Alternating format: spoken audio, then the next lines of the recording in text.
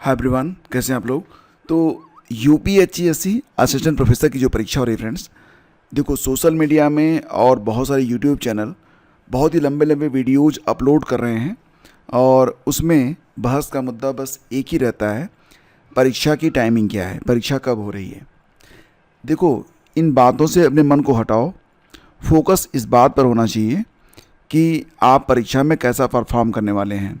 परीक्षा करवाना ये आयोग का काम है, आयोग समय पर परीक्षा करवा लेगा, लेकिन आपका समय जो ये लोग ज़ाया कर रहे हैं, नुकसान सिर्फ और सिर्फ आपका हो रहा है। इस बात को शायद आप लोग समझ पा रहे होंगे। तो बेसिकली आपकी जो परीक्षा हो रही है, आप ये तय मान चलिए कि आयोग की तैयारी पूरी है, सारी बहस उनकी जाने दीजिए। आप 16 और 17 अप्रैल की डेट को अपना एग्ज़ाम डेट मानिए और तैयारी करिए, क्योंकि बहुत ही गिनती के समय और गिनती का दिन जो है वो बचा हुआ है। आज हम लोग पढ़ेंगे बूस्टर डोज 22। अब तक हम लोग 21 बूस्टर डोज पढ़ चुके हैं और जीएस का आपका लगभग सिलेबस भी समाप्त हो चुका है। कुछ कन्फ्यूजन्स अगर आप रह गए हों किसी टॉपिक पर तो आप कमेंट कीजिएगा, वो टॉपिक दोबारा से यहाँ पर सिंप्लीफाइड रूप में अपलोड कर दिया जाएगा। और रही बात पीडीएफ की, जी हाँ दोस्तों, पीडीएफ आपको मैं पूरा प्रयास कर रहा हूँ यथाशीघ्र आपको पीडीएफ मैं दे सकूँ। और चलिए स्टार्ट करते हैं। देखो, एक ना ज़ायबैक टीसीवी नामक एक टीका विकसित किया गया है। तो इसे विकसित किया है Zydus life sciences limited Ahmedabad ने। तो ये जो टीका है ये किस रोग के लिए विकसित किया गया है, तो ध्यान देना, यह टाइफाइड के लिए विकसित किया गया टीका है। ठीक है, अगर हम देखें यहाँ पर थोड़ा डिटेल हमको मिल जाती है। इसका जो मार्केटर है वो जाइडस कैडिला है और इसमें क्या है कि Zydus TCV PFS vaccine is an active immunising agent. यह यस टाइफी नामक बैक्टीरिया से उत्पन्न टाइफाइड बुखार को रोकने के लिए दिया जाता है। आमतौर पर इसे यस टाइफी के अपेक्षित एक्सपोजर से कम 2 सप्ताह पहले लगाया जाता है। ठीक है, तो ये ध्यान रखना, ये टीका वैसे 1965 रुपये में लॉन्च किया गया है। तो इसका जो इस्तेमाल होगा वो किस लिए किया जाएगा, तो यहाँ पर बिल्कुल क्लियर है कि ये जो जाइडस कैडिला के द्वारा इसे लॉन्च किया गया है, नाम है इसका ज़ायबैक टीसीवी। ठीक है, टाइफाइड का जो बैक्टीरिया होता है उसे क्या कहते हैं, साल्मोनेला टाइफी कहते हैं। और ये जो बैक्टीरिया होता है यह दूषित पानी और खाने में मौजूद रहता है, यानी कि टाइफाइड का जो कारण है वो दूषित पानी और खाना है। और टाइफाइड को पता करने के लिए जो टेस्ट करवाया जाता है उसे कहते हैं विडॉल टेस्ट। कई बार एग्जाम में पूछा गया है कि विडॉल टेस्ट किस रोग की पहचान के लिए करवाया जाता है। तो विडॉल टेस्ट जो होता है ना, ये टाइफाइड जो बीमारी होती है उसकी पहचान के लिए करवाया जाता है, ध्यान देना इस पर। तो बात यहाँ पर हो रही है वैक्सीन के बारे में। तो कुछ बहुत ही इंपॉर्टेंट वैक्सीन्स हैं जो कि एग्ज़ाम में पूछे जा सकते हैं, जैसे कि भारत बायोटेक ने हैज़ा बीमारी के लिए एक वैक्सीन बनाया है, इसका नाम है हिलकॉल वैक्सीन। हिलकॉल ये हैजे का वैक्सीन है, इसे लॉन्च किया है भारत बायोटेक ने। इसके अलावा एक एचपीवी यानी कि ह्यूमन पेपिलो वायरस वैक्सीन बनाया गया है सीरम इंडिया इंस्टीट्यूट पुणे के द्वारा। कई बार आपसे ये भी पूछा जाएगा कि सीरम इंडिया इंस्टीट्यूट का मुख्यालय कहाँ पर है, तो पुणे में है, ध्यान देना। और ये जो एचपीवी वैक्सीन बनाई गई है ना, ये नाम दी गई इसको सीरावैक वैक्सीन। ठीक है, मलेरिया के लिए एक वैक्सीन डेवलप की गई है, इसका नाम है R21 या मैट्रिक्स। इसे WHO ने हाल ही में जो मान्यता प्रदान की है। ध्यान देना कि अमेरिका ने WHO से अपनी मान्यता को हटा लिया है, मतलब अब अमेरिका जो है वो WHO का मेंबर नहीं है, ये भी ध्यान देना आप लोग। अच्छा, आप लोगों से मैं पूछना चाहूँगा कि एक और देश है जिसने अमेरिका के बाद WHO की जो सदस्यता है उसको छोड़ दिया है, क्या आप उसका नाम बता सकते हैं? अच्छा, हेपेटाइटिस ए के लिए एक टीका आया है, इसका नाम है हैविश्योर वैक्सीन। और दुनिया का जो पहला टीका विकसित हुआ था वो चेचक के लिए हुआ था, और चेचक का विषाणु ये पेरियोला कहा जाता है, ध्यान देना इसको। और इसको यानी कि ये जो चेचक का टीका विकसित किया था, किसने किया था, 1796 में विकसित किया गया था एडवर्ड जेनर के द्वारा। ठीक है, और इन्हें ही यानी कि एडवर्ड जेनर को ही प्रतिरक्षा विज्ञान का जनक भी कहा जाता है। प्रतिरक्षा विज्ञान का जनक कौन है? एडवर्ड जेनर हैं। इन्होंने चेचक के टीके की खोज की थी 1796 में। ठीक है, अब ये जो विषाणु होता है ना, कई बार इसका नाम भी एग्जाम में पूछ लेते हैं कि जो वेरियोला नामक विषाणु है यह किस बीमारी का कारक है, किस बीमारी का निहित बनता है। तो चेचक नामक जो बीमारी होती है यह वेरियोला की वजह से फैलती है। ठीक है, देखो भारत से चेचक का उन्मूलन जो है ना वो 1977 में कर दिया गया था, दुनिया से 1979 में। देखो चेचक ना दो प्रकार के मतलब माने जाते हैं। छोटी चेचक तो अभी भी होती है, आपने देखा होगा कई बार चेचक निकल आती है। एक बड़ी खतरनाक टाइप की चेचक होती थी, और जब ये चेचक आता था ना तो गांव के गांव साफ़ हो जाते थे, और इसे बड़ी माता कहते थे गांव में, और बड़ा चेचक कहा जाता था। तो यह एक बृहद रूप होता था जो कि लगभग समाप्त हो गया है। अब वो खतरनाक वाला चेचक किसी को नहीं होता। बहुत सारे लोगों के मुंह में तो गड्ढे बन जाते थे इस चेचक की वजह से, बहुत ही कष्टदायक होता था। फिलहाल अब इसको दुनिया से हटा दिया गया है।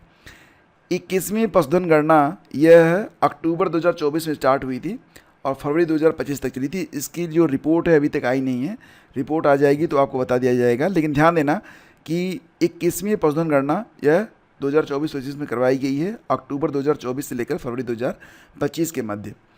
और पहली जो पशुधन गणना हुई थी यह 1919-20 में हुई थी। हर 5 साल में एक बार यह गणना करवाई जाती है। ठीक है, देखो कई बार आप देखेंगे ना तो परीक्षा में क्या होता है कि प्रधानमंत्री मोदी के द्वारा जितनी भी योजनाएं चलाई गई हैं तो वो कब चलाई गई थी, ठीक है, वो मैच करवाने के लिए आ जाता है। तो इसको आप इग्नोर नहीं कर सकते हैं। आगे मैंने जितने भी पॉइंट यहाँ पर लिखे हैं सारे पॉइंट इसी ओर हैं कि मैक्सिमम जो बहुत ही महत्वपूर्ण बिंदु हैं वो चीज़ें आप समझ पाएँ एग्ज़ाम पॉइंट ऑफ व्यू से, और इसको आप याद जरूर कर लीजिएगा। ठीक है, जैसे कि पीएम मुद्रा योजना के तहत मुद्रा ऋण की जो मौजूदा सीमा है, पहले ये 10 लाख थी, अब इसको बढ़ाकर कितना कर दिया गया है, तो 20 लाख कर दिया गया है। ये दिमाग में बैठा लेना। मुझे लग रहा है कि देखो यह पीसीएस लेवल की परीक्षा नहीं है, इसमें जो आपसे जीएस पूछा जाएगा वो वन लाइनर के रूप में ही पूछा जाएगा। बहुत डीप में जाने की ज़रूरत आपको नहीं पड़ेगी, लेकिन तथ्य आपको पता होने चाहिए। तो पीएम मुद्रा योजना के तहत जो मुद्रा ऋण की योजना पहले 10 लाख होती थी, अब उसे बढ़ाकर 20 लाख कर दिया गया। पीएम मुद्रा योजना की शुरुआत कब से होती है, तो 2015 में हुई थी। सन याद रखना, तारीख इतनी महत्वपूर्ण नहीं है लेकिन सन महत्वपूर्ण है। और अगर एक ही सन में 2 से ज़्यादा योजनाएं हैं तब तारीख यहाँ पर आपकी महत्वपूर्ण हो जाती है। पीएम ग्राम सड़क योजना यह सन 2000 में स्टार्ट हुई थी 25 दिसंबर के दिन। 25 दिसंबर सुशासन दिवस के रूप में भी मनाया जाता है। 25 दिसंबर को भारत के पूर्व प्रधानमंत्री अटल बिहारी वाजपेयी जी का जन्मदिन होता है, तो 25 दिसंबर को क्या मनाते हैं, सुशासन दिवस। पीएम किसान सम्मान निधि योजना को 24 फरवरी 2019 में स्टार्ट किया गया था गोरखपुर से। तो जो पीएम सम्मान निधि योजना है जिसके अंतर्गत किसानों को 6,000 रुपये 2,000 रुपये की 3 किस्त दी जाती है, ये शुरू कब से हुई थी, 2019 से स्टार्ट हुई थी। पीएम जनधन योजना यह 2014 में स्टार्ट हुई थी, जनधन खाते खुलवाए गए थे, आपको याद होगा। पीएम आयुष्मान भारत योजना यह 2018 में रांची से शुरू हुई थी 23 सितंबर को। कौशल ऋण योजना 2015 में शुरू होती है। स्वच्छ भारत योजना जो है यह 2014 में 2 अक्टूबर गांधी जयंती के दिन शुरू होती है। अब 2 अक्टूबर को गांधी जयंती भी होती है और लाल बहादुर शास्त्री जयंती भी होती है, तो दोनों को आप याद रखिएगा। मेक इन इंडिया यह जो कार्यक्रम है ये शुरू किया गया था 2014 में, बहुत ही महत्वपूर्ण है। 25 सितंबर 2014 को मेक इन इंडिया कार्यक्रम शुरू किया गया था। स्टार्टअप इंडिया और स्टैंड अप इंडिया दोनों ही जो कार्यक्रम हैं 2016 में स्टार्ट किए गए थे, लेकिन पहले कौन सा शुरू हुआ, स्टार्टअप इंडिया 16 जनवरी को, और फिर स्टैंड अप इंडिया शुरू होता है 5 अप्रैल को। तो startup India then stand up India, ये आप याद रखना, ठीक है। प्लास्टिक मुक्त महाकुंभ के लिए कौन सा अभियान शुरू किया गया था, तो 1 प्लेट 1 बैग। तो इसमें आरएसएस के द्वारा 1 प्लेट और 1 बैग दिया जाता था। कपड़े का 1 बैग होता था और एक स्टील का प्लेट मिलता था कि आप कम से कम जो है प्लास्टिक प्रदूषण जो है वो फैल सके। तो इसके लिए प्लास्टिक मुक्त महाकुंभ के लिए यह योजना शुरू की गई थी। ये इतनी इम्पॉर्टेंट नहीं है लेकिन फिर भी आपको पता होना चाहिए। हाँ, ये वाला पॉइंट इम्पॉर्टेंट है बहुत ही, जो मैंने आपको बताया था कि कौन सी योजना कब स्टार्ट हुई है। इसके बाद देखिए राष्ट्रीय बालिका दिवस 2024। अब देखो 24 जनवरी को उत्तर प्रदेश का स्थापना दिवस भी मनाया जाता है, लेकिन इसका आयोजन विगत कई वर्षों से हो नहीं रहा है। तो उत्तर प्रदेश स्थापना दिवस 24 जनवरी ये इतना महत्वपूर्ण नहीं है, लेकिन राष्ट्रीय बालिका दिवस 2024 की थीम क्या है, ये बहुत इंपॉर्टेंट है। Empowering girls for a bright future, ये इसकी थीम है, ठीक है। इसके अलावा एक होता है अंतर्राष्ट्रीय शिक्षा दिवस, एक होता है राष्ट्रीय शिक्षा दिवस, तो दोनों याद रखना। अंतर्राष्ट्रीय शिक्षा दिवस, देखो मैंने आपको बताया था ना कि जो आपका शिक्षक दिवस होता है, शिक्षक दिवस यह 5 सितंबर को होता है। और अगर हम बात करें कि जो अंतर्राष्ट्रीय शिक्षक दिवस होता है ये कब होता है, तो ध्यान देना कि राष्ट्रीय शिक्षक दिवस ये 5 सितंबर को होता है। अंतर्राष्ट्रीय वाला जो होता है यह 1 महीने बाद 5 अक्टूबर को होता है, ठीक है। और राष्ट्रीय शिक्षा दिवस 11 नवंबर को होता है, जबकि अंतर्राष्ट्रीय, अब देखो यहाँ पर राष्ट्रीय शिक्षा दिवस हो गया ना 11 नवंबर को, जबकि अंतर्राष्ट्रीय शिक्षा दिवस 24 जनवरी को होता है। दोनों आप याद रखना थोड़ा। अंतर्राष्ट्रीय शिक्षा दिवस 24 जनवरी को, 24 जनवरी को 3 दिन हो गए। पहला तो हो गया राष्ट्रीय बालिका दिवस, दूसरा अंतर्राष्ट्रीय शिक्षा दिवस, तीसरा उत्तर प्रदेश दिवस। तो अब बात यहाँ पर हो रही थी अंतर्राष्ट्रीय शिक्षा दिवस के बारे में, जो कि होता है 24 जनवरी को। तो राष्ट्रीय शिक्षा दिवस कब होता है, 11 नवंबर को होता है। और अंतर्राष्ट्रीय बालिका दिवस कब होता है, राष्ट्रीय बालिका दिवस 24 जनवरी, अंतर्राष्ट्रीय बालिका दिवस 11 अक्टूबर को होता है, ठीक है।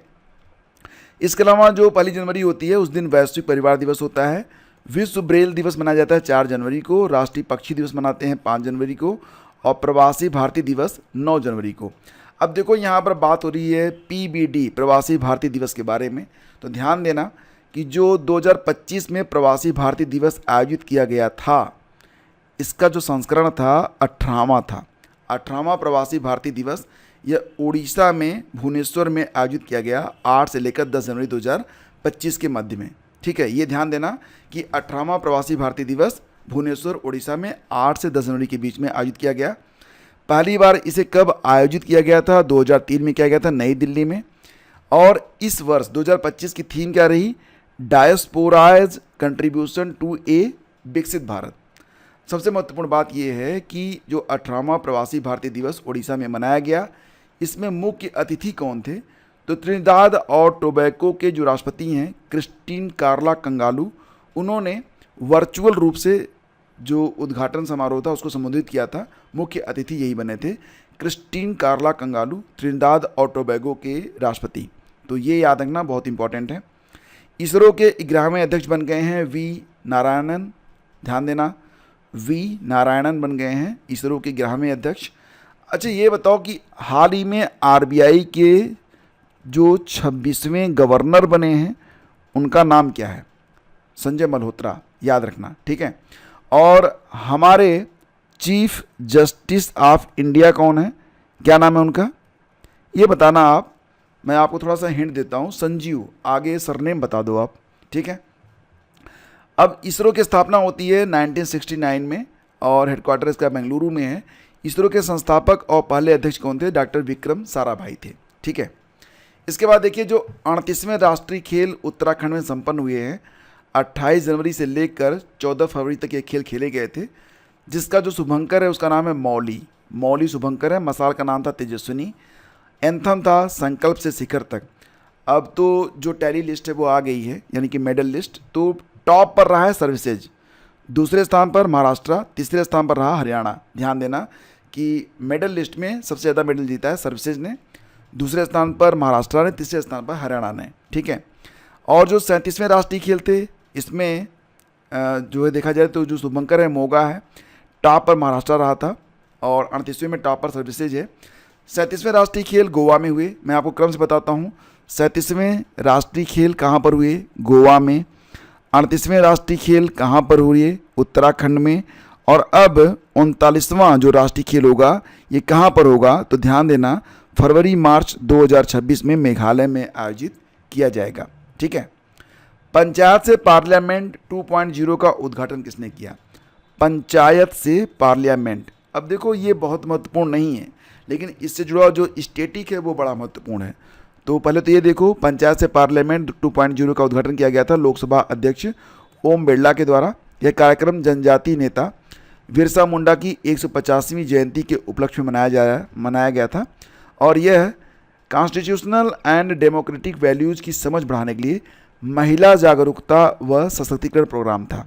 इसका उद्देश्य था पंचायत अर्बन लोकल बॉडीज़ में अलग अलग क्षेत्र में चुनी गई महिला प्रतिनिधियों को कॉन्स्टिट्यूशनल प्रोविज़न, पार्लियामेंट्री प्रोसीजर्स और प्रशासन की जानकारी देकर सशक्त करना, यानी कि महिला जागरूकता और सशक्तिकरण के अंतर्गत यह शुरुआत की गई थी। इनिशिएटिव था पंचायत से पार्लियामेंट 2.0। ठीक है, अब ध्यान से सुनना, फादर ऑफ लोकल गवर्नेंस किसे कहा जाता है? स्थानीय स्वशासन का जनक ये कहा जाता है लॉर्ड रिपन को। बलवंत राय मेहता समिति का गठन हुआ था 1957 में, तो इन्हीं की सिफारिश पर 2 अक्टूबर 1959 को त्रिस्तरीय पंचायती राज व्यवस्था की शुरुआत हुई थी। कहाँ पर हुई थी? नागौर, राजस्थान में। ध्यान देना इसको, ये बहुत इंपॉर्टेंट है। नेक्स्ट है कि 1992 में 73वां संविधान संशोधन होता है, जो कि 24 अप्रैल 1993 में लागू होता है। तो जो 73वां संविधान संशोधन हुआ, यह कब हुआ था? 1992 में हुआ था। ये लागू कब हुआ? 24 अप्रैल 1993 में। इसके बाद ये 24 अप्रैल की जो तारीख है महत्वपूर्ण हो गई। तो ध्यान देना कि पंचायती राज को संविधान के भाग 9 और 11वीं अनुसूची में शामिल किया गया था। आर्टिकल 243 से लेकर 243 ओ के अंतर्गत इसे शामिल किया गया है। 73वां संविधान संशोधन कब लागू हुआ? 24 अप्रैल 1993 को। तो इसीलिए प्रतिवर्ष राष्ट्रीय पंचायती राज दिवस मनाया जाता है, प्रतिवर्ष 24 अप्रैल को। और इसके अलावा सुपोषित ग्राम पंचायत अभियान प्रधानमंत्री मोदी ने शुरू किया था 26 दिसंबर 2024 को। इसका उद्देश्य क्या है? ग्रामीण क्षेत्रों में पोषण और स्वास्थ्य। पंचायती राज मंत्री कौन है हमारे? ये हैं राजीव रंजन सिंह। हाल ही में ग्लोबल फायर पावर इंडेक्स जारी किया गया था। ग्लोबल फायर पावर इंडेक्स 2025 में भारत चौथे स्थान पर है। टॉप पर यूएसए है, दूसरे स्थान पर रसिया है, तीसरे स्थान पर है चाइना। कुल 145 देशों पर यह इंडेक्स जारी हुआ है। पाकिस्तान 12वें स्थान पर है। 2024 में यह 9वें स्थान पर था। ठीक है, लेकिन मतलब इसका मतलब ये है ना कि अगर देखा जाए तो सबसे शक्तिशाली सेनाएं किन किन देशों के पास हैं, तो भारत की जो सेना है वो चौथी सबसे मजबूत सेना मानी गई है इस इंडेक्स के मुताबिक। इसके बाद देखते हैं, बीसीसीआई ने नमन अवार्ड 2025 का आयोजन मुंबई में किया था। पहली बार इसे 2006 में आयोजित किया गया था। तो ये नमन अवार्ड 2025 महत्वपूर्ण इसलिए है क्योंकि इसी के अंतर्गत बीसीसीआई ने पाली उमरीगर पुरस्कार दिया था जसप्रीत बुमराह को, और colonel CK Naidu life time achievement award मिला सचिन तेंदुलकर को। सर्वश्रेष्ठ अंतर्राष्ट्रीय महिला क्रिकेटर का अवार्ड मिला स्मृति मंधाना को। बीसीसीआई स्पेशल अवार्ड दिया गया रविचंद्रन अश्विन को। और वनडे में सर्वाधिक विकेट किसने लिया था? ध्यान देना, महिला हैं ये, और इनका नाम है दीप्ति शर्मा। महिला क्रिकेटर हैं दीप्ति शर्मा। वनडे में सर्वाधिक विकेट इन्होंने अब तक जो है हासिल किए हैं। ठीक है, तो इसी के साथ अब ध्यान से देखना, ये पॉइंट भी इम्पोर्टेंट है। 10वीं जूनियर महिला हॉकी एशिया कप 2024। अब यहाँ पर हम बात कर रहे हैं जूनियर हॉकी एशिया कप के बारे में, महिला और पुरुष के अंतर्गत। तो यह क्रम जो था वो 10वां था। ध्यान देना, 10वां था। जूनियर महिला और जूनियर पुरुष हॉकी एशिया कप का आयोजन मस्कट, ओमान में किया गया था। दोनों का आयोजन मस्कट में हुआ था, ओमान में। दोनों में विजेता रहा भारत, दोनों में ही विजेता बना भारत। यानी कि जूनियर हॉकी एशिया कप का नाम आए तो विजेता कौन बना? भारत। महिला टीम ने भी जीता, पुरुष टीम ने भी जीता। तो महिलाओं ने हरा दिया था चाइना को और पुरुषों ने हरा दिया था पाकिस्तान को। दोनों ही हमारे पड़ोसी देश, दोनों ही हमसे लड़ते रहते हैं, लेकिन हमने हराया है इनको। मतलब पुरुषों ने हरा दिया पाकिस्तान को, महिलाओं ने तो चीन को हरा दिया भाई। तो जूनियर हॉकी एशिया कप याद रखना, जिंदाबाद। ठीक है, इसी के साथ थोड़ा सा मिलता जुलता एक प्रश्न और भी है, उसको भी कर लेते हैं, इसके बाद वापस आते हैं। जैसे कि यहाँ पर देखेंगे FIH हॉकी 5S। ठीक है, ये देखो वर्ल्ड कप है 5S हॉकी वर्ल्ड कप। तो मैंने आपको भी बताया ना कि जूनियर एशिया कप हॉकी दोनों, चाहे पुरुष वर्ग हो चाहे महिला वर्ग हो, दोनों में विजेता बना है भारत। इसी प्रकार से 5S वर्ल्ड कप जो हुआ, 5S हॉकी वर्ल्ड कप जो हुआ, तो इसमें विजेता दोनों में बना है नीदरलैंड। ठीक है, नीदरलैंड ने जो पुरुष वर्ग है उसने हरा दिया था मलेशिया को, और महिलाओं ने हरा दिया था भारत को। ठीक है, तो FIH hockey 5S women's world cup आयोजन दोनों का मस्कट में होता है, लेकिन यहाँ पर महिलाओं ने हरा दिया था भारत को, पुरुषों ने हराया था मलेशिया को। विजेता देश बना है नीदरलैंड। तो ये याद रखना। भारत का जो सबसे बड़ा हॉकी स्टेडियम है बिरसा मुंडा हॉकी स्टेडियम है, जो कि उड़ीसा में स्थित है। कई बार एग्जाम में पूछा जाता है कि सुल्तान अजलान शाह ट्रॉफी 2024 का आयोजन कहाँ पर हुआ, तो मलेशिया में ही होता रहता है। तो याद रखना कि सुल्तान अजलान शाह ट्रॉफी जो होती है ये मलेशिया में ही होती है। 2024 में विजेता बना है जापान, और हारा था कौन? पाकिस्तान। जापान ने किसको हराया? पाकिस्तान को हराया। ठीक है, और थोड़ा सा और देख लेते हैं, जैसे कि Azlan Shah cup, Aga Khan cup, Dhyanchand cup, Ranga Swami cup, Scindia cup, Ranjit Singh cup, Beighton cup और इंदिरा कप, ये सारे कप जो हैं ये हॉकी से जुड़े हुए हैं। ठीक है, और FIH यानी कि फेडरेशन ऑफ इंटरनेशनल हॉकी, अंतर्राष्ट्रीय हॉकी फेडरेशन की स्थापना होती है कब? 1924 में। हेडक्वार्टर मिलेगा आपको स्विट्जरलैंड के लुजैन में। हेड कौन है? मोहम्मद तैयब इकराम है। हॉकी इंडिया की स्थापना कब होती है? 2009 में होती है। हेड दिल्ली तिर्की हैं। और एशियन हॉकी फेडरेशन का जो हेडक्वार्टर है वो कहाँ पर है? तो कुआलालंपुर मलेशिया में है। ठीक है, तो ये एक बूस्टर डोज है, और कई दिनों से ये जो सीरीज़ थी बीच में बंद हो गई थी, किन्हीं कारणों से, बहुत महत्वपूर्ण कारण थे। एग्जैक्टली मूल्यांकन चल रहा था, कापियों का मूल्यांकन चल रहा था, तो ड्यूटी लगी हुई थी, तो उस वजह से ये सीरीज़ मैं दे नहीं पाया था। सुबह 9 से लेकर शाम 6 बजे तक काम करना, फिर घर आके मतलब आपको पढ़ाना, ये बड़ा मुश्किल काम था, नहीं हो पाया। लेकिन चलो अब फिर से ये काम हमने स्टार्ट कर लिया, और प्रयास करेंगे कि मैक्सिमम जितना आपको पढ़ा सकते हैं उतना पढ़ाएं एग्ज़ाम तक। और एग्ज़ाम को लेके बिल्कुल दुविधा में मत रहिए दोस्तों, क्योंकि नुकसान हो जाएगा आपका। 16-17 अप्रैल को आपकी परीक्षा है। इसके अलावा कुछ भी आपको पता नहीं होना चाहिए, कुछ भी आपको रिसर्च नहीं करना है। जो ऑफिशियल अपडेट होगी आपको मैं यहाँ पर बता दूंगा। आपको बार बार ना यूट्यूब पर ऐसे वीडियोज़ आए तो उसको स्किप कर दो। आप जो वीडियोज़ देखने लगते हो ना, वो वीडियोज़ आपको सजेस्ट होने लगते हैं कि चलो ये लड़का तो एग्ज़ाम टलने के मूड में है, तो इसे टलने वाली वीडियो दिखाओ, और इतना वीडियो दिखाओ कि ये पढ़ाई वढ़ाई बंद कर दे। यूट्यूब एक ऐसा ऐप है, एक ऐसा इंस्ट्रूमेंट है, सिस्टम है, जो आप आगे बढ़ना चाहें तो आपको बहुत आगे ले जाएगा, और अगर आप पीछे जाना चाहें तो आपको बहुत पीछे ले जाएगा। मतलब कैटलिस्ट टाइप काम करता है ये। ठीक है, शेष अगले वीडियो में बने रहिए हमारे साथ, हम शीघ्र ही मिलते हैं आपसे। Thank you. ये सीरीज आपको अच्छी लग रही है तो लाइक और शेयर कर दीजिएगा। अगर कोई कमी आपको लगती हो ना, तो एकदम बेधड़क आप बताइए कि सर ये चीज़ इसमें दिक्कत है, ऐसे आप मत पढ़ाया करो, ऐसे पढ़ाया करो। आपके सारे सुझाव यहाँ पर सादर आमंत्रित हैं, एकदम आपकी सारी बातें सराखों पर। बने रहिए हमारे साथ। Thank you.